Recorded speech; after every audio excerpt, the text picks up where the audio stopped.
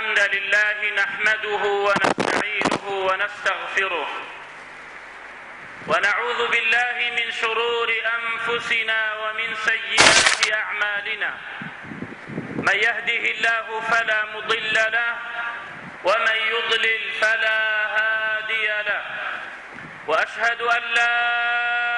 إله إلا الله وحده لا شريك له وأشهد أن محمدًا عبده ورسوله يا أيها الذين آمنوا اتقوا الله حق تقاته ولا تموتن إلا وأنتم مسلمون يا أيها الناس اتقوا ربكم الذي خلقكم من نفس واحدة وخلق منها زوجها وبث منهما رجالا كثيرا ونساء واتقوا الله الذي تساءلون به والأرحام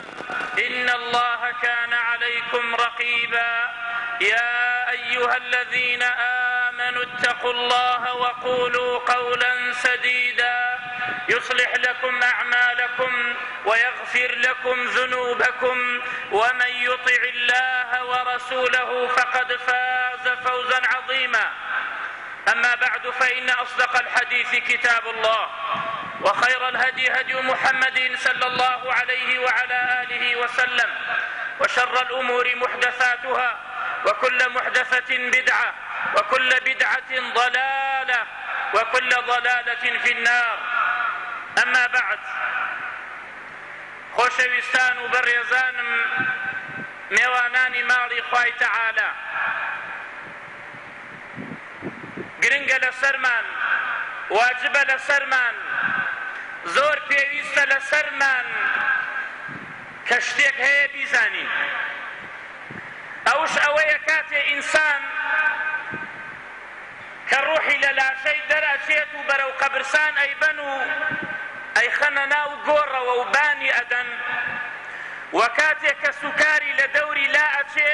گوێی لە دەنگ تەقەی نەعلەکانە کاتی ئەڕۆن واتە منکەڕ و نەکیر کە ئەو دوو مەلائیکەیە ئەو ڕوحە ئەخەنەوە بەر ئەو جەنازەیە زندوو ئەبێتەوە عومەر ڕەزای خوای لێبێ ئەی پێغەمبەری خوا عەقڵمان ئەگەڕێتەوە شوێنی خۆمان فەرمووی هەیئەتت چۆنە ئێستا کە عومەر ئاوها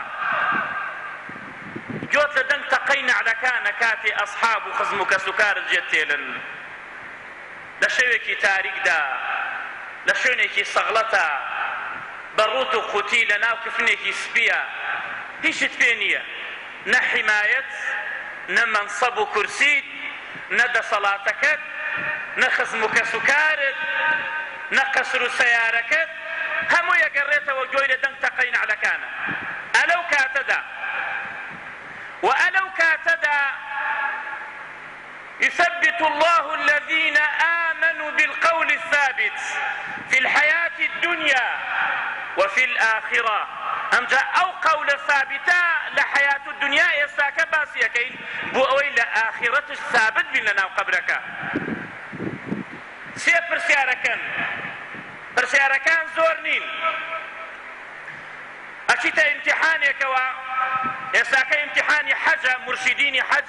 کە ئەچن بۆ حەج ئەو مامۆستایە کە ئەبێتە مرشیدی قاچڵەیەک 100 پرسیاری تایە 100 پرسیار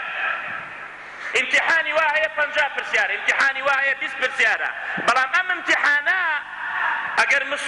مسلمانێکی عاقڵ بێت و زانا بێت 3 پرسیارە 3 پرسیار ئەگەر وڵام بدەیتەوە خلاص يتر لدواء أو هموي أمن وأمانة بوتو هتا وكوشت بحشتوا أم جايك لو برسيارانا بيتلين وما دينك دين تشيبوتو لدنيا دا شوني دين داريتي تذكر مسلمان لولام دا أريد الإسلام ديني باسي إسلامكين الإسلام ڕاستە ئێمە هەمومان ئیسلامین ئیسلام ظاهریە ئەوەی کە تۆ ئەنجامی ئەدەی لە نوێژ و لە ڕۆژ و لە حەج و لە زەکات ئەوەی کە بەلاشە ئەکرێ و دیارە ئەوە ئیسلامە بەڵام ئیمان ئەوەیە کە لە دڵایە ئیسلام هەر کەسێ وتی بێتی لا ئیلاهە ئیلا الله محمد رسول الله أو إسلامه بەڵام لە دڵی چی هەیە چی نییە ئەوە الله تعالى ئەزانێت و ئەبێ ئەو لا إله إلا الله هەڵ نەوەشێنیتەوە بە هەندێک کردەوە. ئیسلام عصمەتی ماڵ و خوێن و عرضی تایە. إسلام إخراج العباد من عبادة العباد إلى رب العباد. إسلام تحقيق العدالة الاجتماعية. إسلام الفوز بالجنة والنجاة من النار.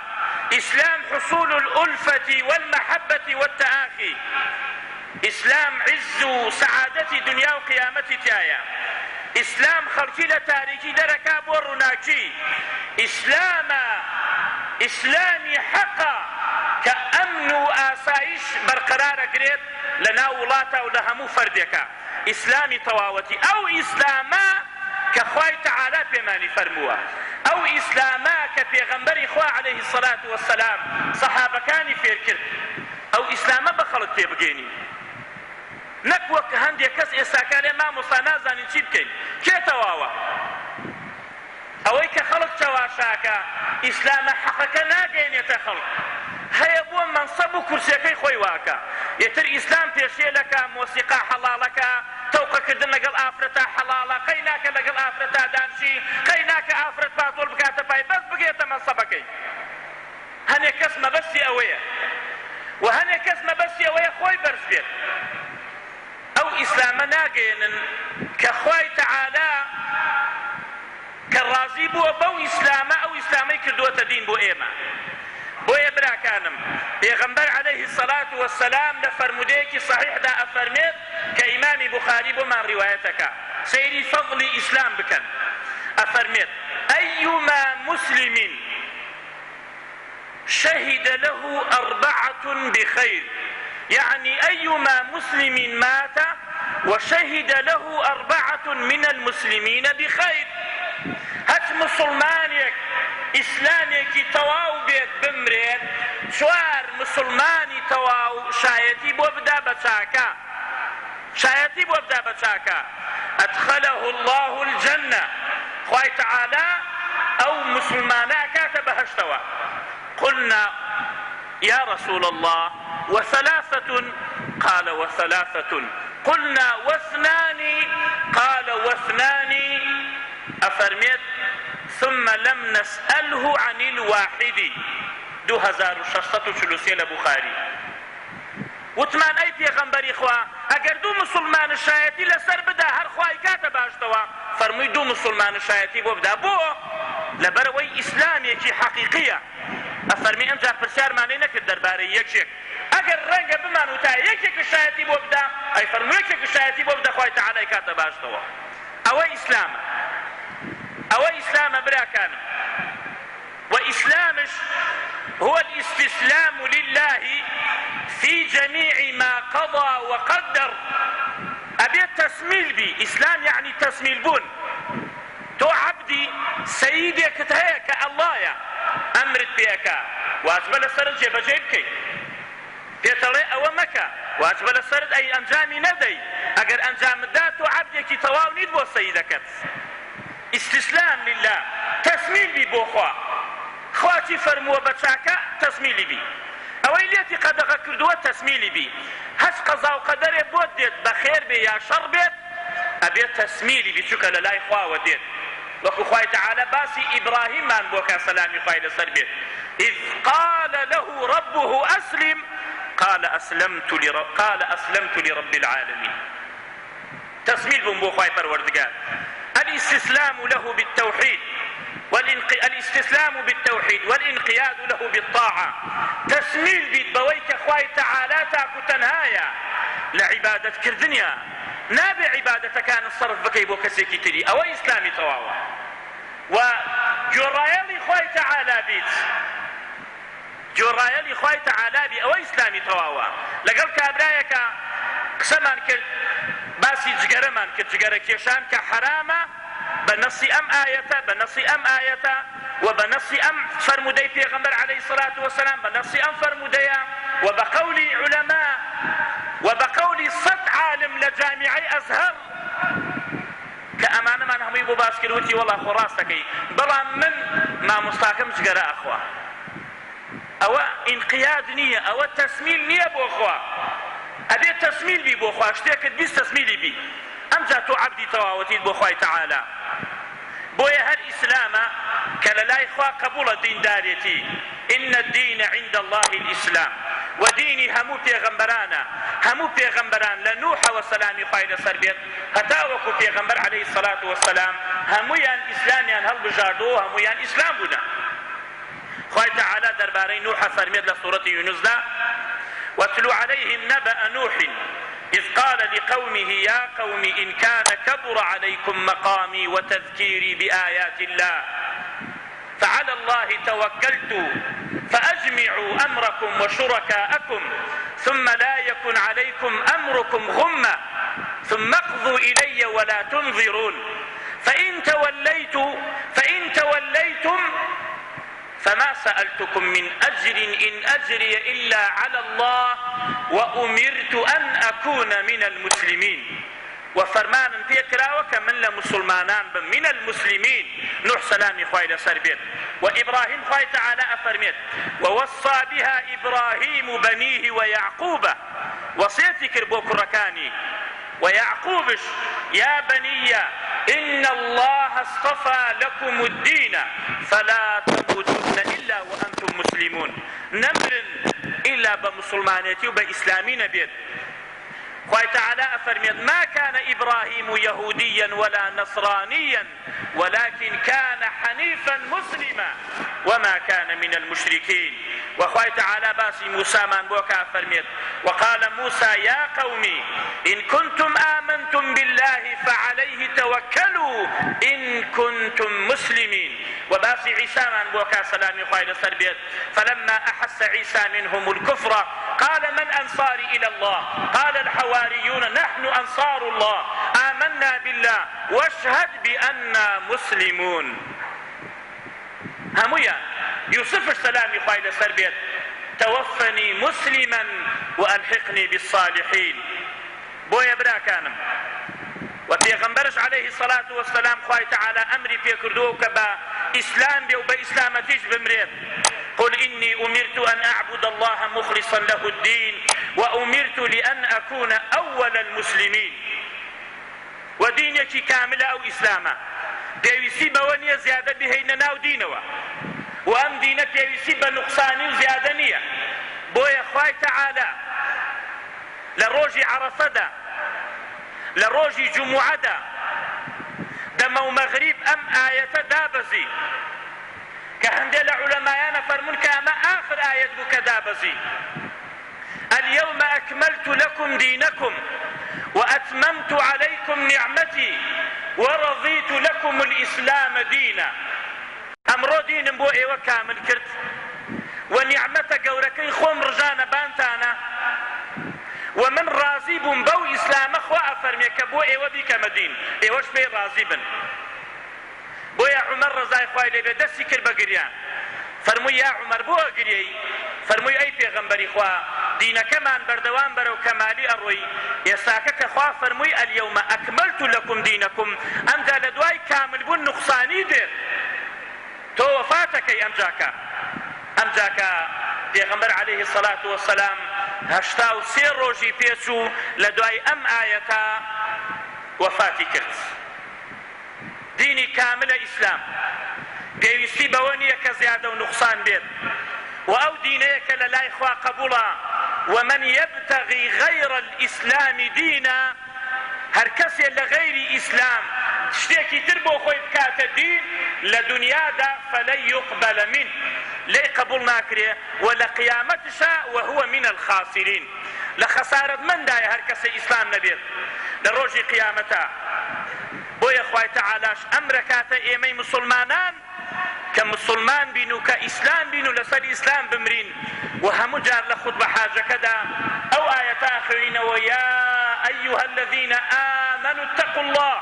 حق تقاته ولا تموتن إلا وأنتم مسلمون نمر إلا بمسلمانيتين بيت بويا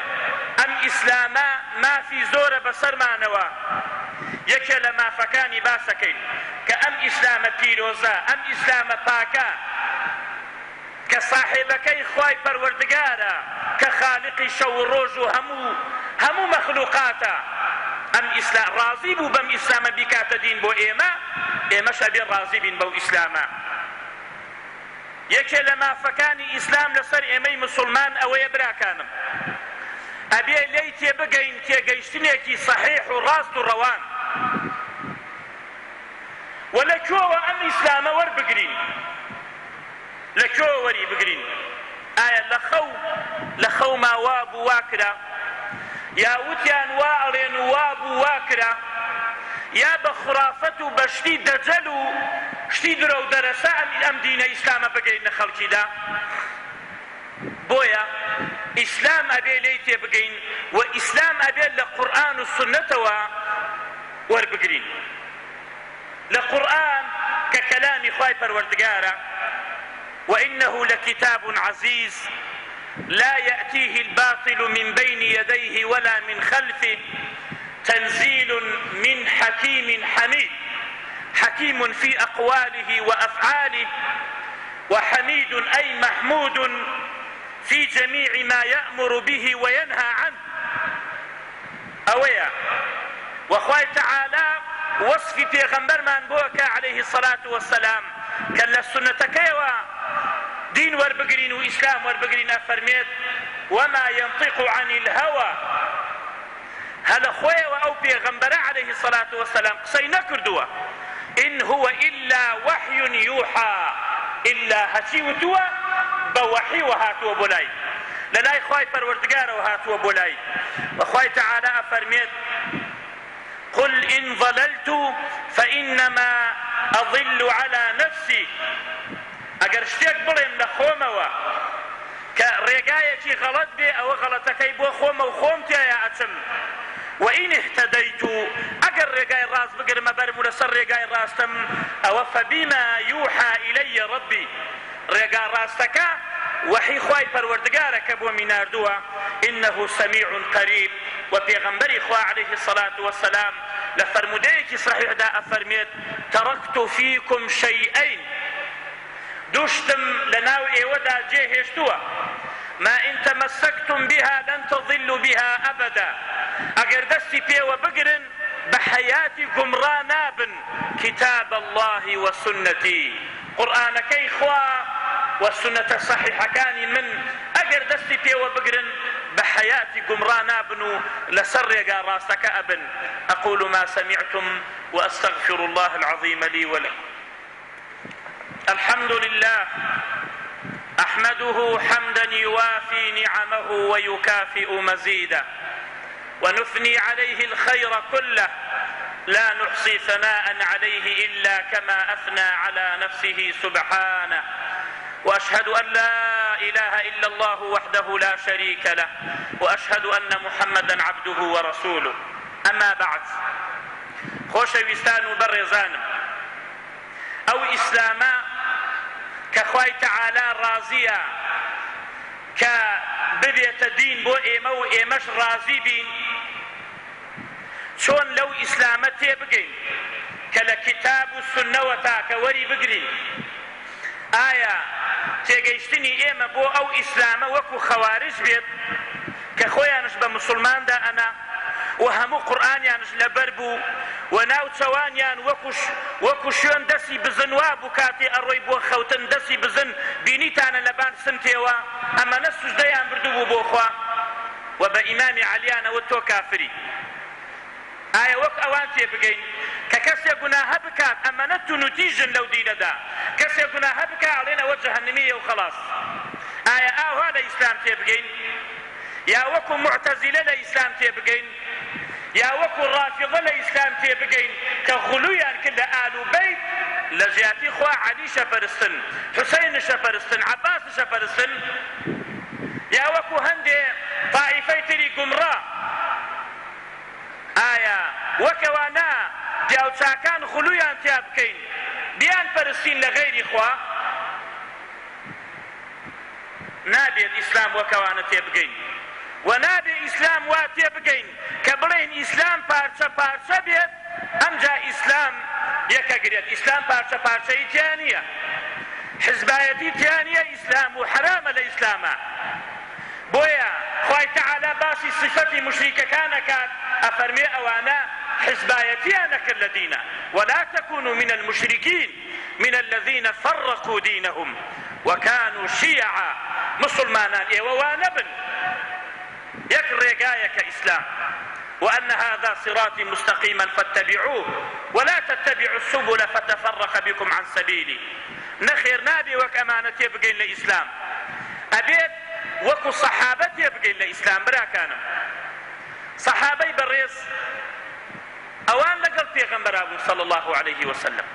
أوان ينزاني كأو آية دابزي بشو دابزي يا بروش دابزي وبوتي دابزي ومعنى أو آية تشيه كعبد الله كوري مسعود فرميه حفتا صورة لبركد هل دمي پیغمبر صلى الله عليه وسلم. كعبد الله كوري عباس آموزايتي كترجماني هم قرآنك آية دين لو وربقرين يا لكسكي ترى وربقرين كسك سياركي دنجي مكينكي دين ام كسب شي بولاي كسك دوشكي سيارة خاصة كوشني سيارة خاصة لي أزاني يا أبي بكيت لاي في تارك لي بزاني ئەم دینەش ئەوان هاوردیان ئەبێ وەک ئەوان تێبگەین لەو دینە نابێ دین خوڕافەتی تیا بکەین شتی بەتاڵی تیا بکەین حکایەت و مەتەڵ و خەوجێڕانی تا بێت شتی ضەعیفی و درۆدەلەسەی تا بێت ئەو دینە ئەبێت ئەو ئیسلامە ئەبێت لە قورئان و سونەتەوە بێت. بۆیە خوای تەعالا ئەفەرمێت والسابقون الأولون من المهاجرين والأنصار لصحابة كان لمهاجرين وأنصار والذين اتبعوهم بإحسان وأوي دواي مهاجرين وأنصارك ونبتشاكي ودين لوانا وورقرن تبعوهم بإحسان رضي الله عنهم ورضوا عنه وأعد لهم جنات تجري تحتها الأنهار خالدين فيها أبدا ذلك الفوز العظيم. أوي أخواي پروردگار أو جنتي بويان أعماد كردوا بو صحابة وبو تابعي وبو تابعي كشوني أوان كوتون ديني لوان ورقدوا بويا دين أبي لوان وربقرين. پیغمبر عليه الصلاة والسلام فرميت خير الناس قرني ثم الذين يلونهم ثم الذين يلونهم. باشترين خلشي لو قرنبون كمن كايدابهم صحابة ثم الذين يلونهم ثم الذين يلونهم أمجا تابعي أمجا تابعي يستاك هنش تكريبنا ودينوا كالدينانية أريبا صحابش نيكتبه با تابعيش نيوتبه قيشيكا ويمشتكي خراب ناكين بلي أوي أوان نيان كردبيت توسني بچاكي دابني خرابة با ذكريش بيت با عبادتش بيت بابڕێ ئەمە لە خوان ێزک مەکاتەوە نەخێر مادام ئەوان نەیان کردو و ئەوان نەیان وتووە ئەوە بە جێڕیە ئەڕۆی و بە گومڕاییاشی ئەگەر ئیسلام بە عەقڵی خۆت تێ بکەیت. بدأ الإسلام غريبا وسيعود غريبا فطوبى للغرباء. بۆیە براکانم ئیسلام ئەبێ لە قورئان و سونەتەوە وەربگرین کە عیرباضی کوڕی ساریە ڕزای خوای لێ بێت ئەفەرمێت ڕۆژێکیان پێغەمبەر عەلەیهی السەڵات وەسەلام نوێژی بۆمان کرد و لە دوای نوێژەکە ئەمجا کە ڕووی کردە لامانەوە و فوعظنا موعظة بليغة ذرفت منها العيون ووجلت منها القلوب فقال قائل يا رسول الله صلى الله عليه وسلم كأن هذه موعظة مودع فماذا تعهد إلينا. ئەفەرمێت ڕووی کردە لامانەوە وتارێکی خۆشی بۆمان وت کە دڵەکان کەوتە لەرزین کە چاوەکان فرمێسکی پێ هاتە خوارەوە ئەمجا یەکێ لە ئێمە وتمانەی پێغەمبەری خوا وا تێگەین ئەمە کۆتا وتارت بێت نەسیحەتمان بکە نەسیحەتمان چی بۆ ئەکەی فەرمووی ئوصیکم بتەقوى الله وەسێتان بۆ کەم کە تەقوای خواتان نەبێت لە بەینی خۆتان و تووڕەبوونی خوایە قەڵغانێک دابنن تەقوای خواتانە بێت ئوصیکم بتەقوى الله والسمع والطاعة و ئەو کەسەی کە مەسئولتانە و کە ڕەیس دەوڵەتتانە و مسلمانە ئەمرتان بەچی پێکا بە چاکە ئەبێ ئێوە گۆڕایەلی بن و بە قسەی بکەن. وئین عەبد حەبەشی ئەگەر عەبدێکی حەبەشیش بێت مادام مسلمانە ئەمرت پێکا بە چاکە واجبە لەسەر مسلمانان کە ئەمرەکەی جێبەجێ بکەن. وإن عبد حبشي پاشاندا فەرمووی هەر کەسێ لە ئێوە بژێت ومن يعش منكم فسيرى اختلافا كثيرا کەسێ لە ئێوە بژێت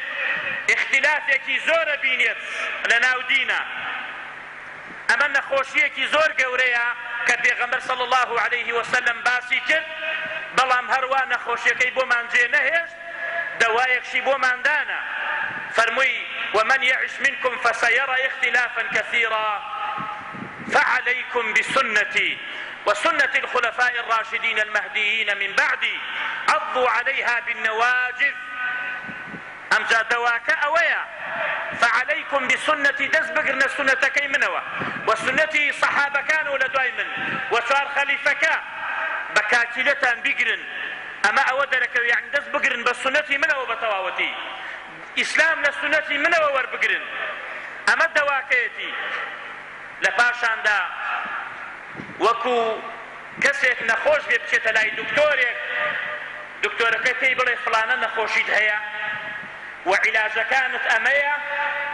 و قەدەغەیە لێت ئەمە و ئەمە بخۆی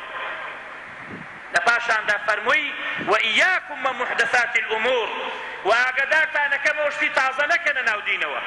فإن كل محدثة بدعة وكل بدعة ضلالة هەموو شتێک تازە هاتە ناو دینەوە با بە ناوەی دینیش بیکەن ئەوە گومڕاییە و هەموو گومڕاییەک لە جەهەنەمە بۆیە ئیسلام ئەبێ لە سونەتەوە وەربگرین و تێبگەین وەکو چۆن سەحابە تێگەیشتون چونکە سەحابە لە دەمی پێغەمبەر صلی الله عليه وسلم دینیان وەرگرت و لە جیبریلەوە سەلامی خوای لەسەر بێت بۆیە عومەرە فەرمێت ڕۆژێکیان دانیشت بووین کابرایەک هاتە ژوورەوە قژێکی ڕەشی جوانی هەبوو جلوبەرگێکی سپی لەبەری بوو ئێمە نەمانە ناسی و ئەثەری سەفەرشی پێوە نەبوو هەتا وەکو دانش لە لای پێغەمبەر صلی الله عليه وسلم فقال يا محمد أخبرني عن الإسلام فقال أن تشهد أن لا إله إلا الله وأن محمدا رسول الله وتقيم الصلاة وتؤتي الزكاة وتصوم رمضان وتحج البيت إن استطعت إليه سبيلا قال صدقت قال فأخبرني عن الإيمان قال أن تؤمن بالله وملائكته وكتبه ورسله واليوم الآخر وتؤمن بالقدر خيره وشره قال صدقت قال فأخبرني عن الإحسان قال أن تعبد الله كأنك تراه فإن لم تكن تراه فإنه يراك قال فأخبرني عن الساعة قال ما المسؤول عنها بأعلم من السائل قال فأخبرني عن أماراتها قال أن تلد الأمة ربتها وأن ترى الحفاة العراة العالة رعاء الشاء يتطاولون في البنيان قال ثم ذهب ولبثت مليا عمر فرميت ئەو پیاوە لێیدا و ڕۆیشت و ئێمە هەرگوێمانە گرت و ئەمجا کە پێمی فەرموو پێغەمبەر عەلەیهی سەڵات وەسەلام زانیت ئەوە چییە بوو ئەی عومەر وتم خوا و پێغەمبەری خوا چاکتری لێزانێ فەرمووی ئەوە جیبریل بوو سەلامی خوای لەسەر بێت هات فإنه جبريل أتاكم يعلمكم دينكم أو جبريل بو هات دينكتان فير بكا كلا دوري پیغمبر صلى الله عليه وسلم دانشتو بو كي جوي لدم جبريل بو لدوري پیغمبر عليه الصلاة والسلام أو صحابة بالرزانة كواتا إسلام وربقرين لقرآن والسنة كسي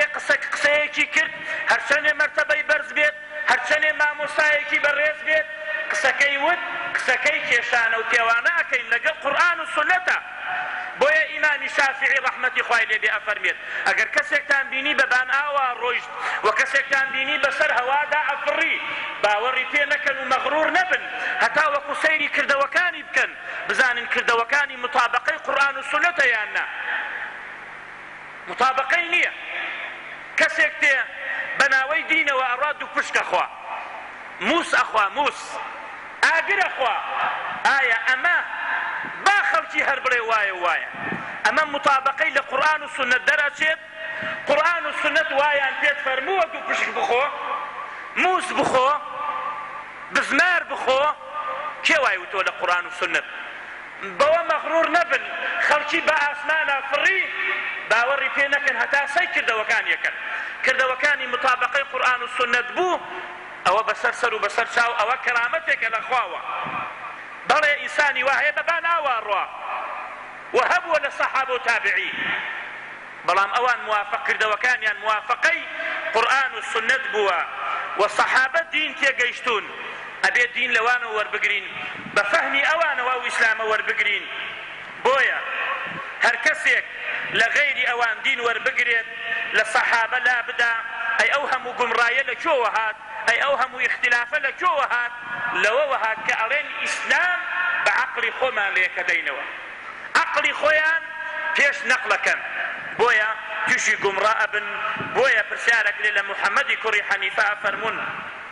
باشە ئەبوو بەکر یەکەم کەس بوو کە مسلمان بوو، فەرمووی نەخێر، دەوتیان فەبیما عەلا ئەبوو بەکرین وسەبق حتى لا يذكر غير ئەبی بەکر.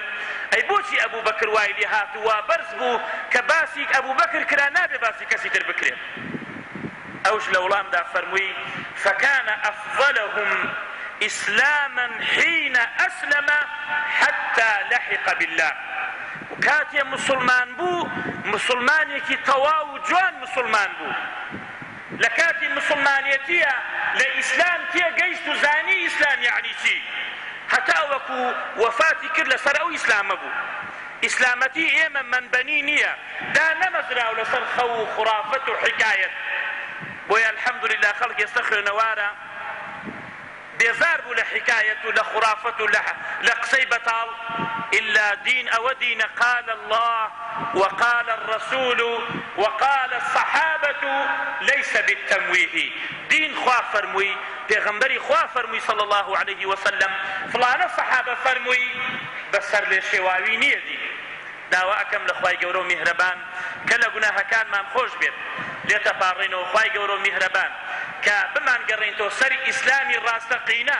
ئەو ئیسلامی کە خۆت پێی ڕازیت، ئەو ئیسلامی کە خۆت دادکردووە بۆمان. یا رب العالمین بمانگەڕێنەوە سەری ئیسلام ڕەدێکی زۆر جوان یا رب العالمین. یا ربی خدایە لە گوناهەکانمان خۆش بی، یا ربی خدایە ئاخر خێرمان بکەی. مسلمانان هەندێک نەخۆشن داوای دوعای خێرەکەن و بە تایبەتی چەند نەخۆشێک چەند مسلمانێک لە مستەشفان لەژێر عەمەلیاتان داواکەی نەخوای گەورە کە شیفایان بدا و کە ناجیحیان بکا و کە باریان سوک بکا و بیکاتە بەر کفارەی گوناهەکانیان. خوایە ڕەحم لە مردوەکانمان بکەی. یا ربی خدایە دڵەکانمان وا لێ بکەی. هەچ کاتێک آياتي توي بيس هشكاتي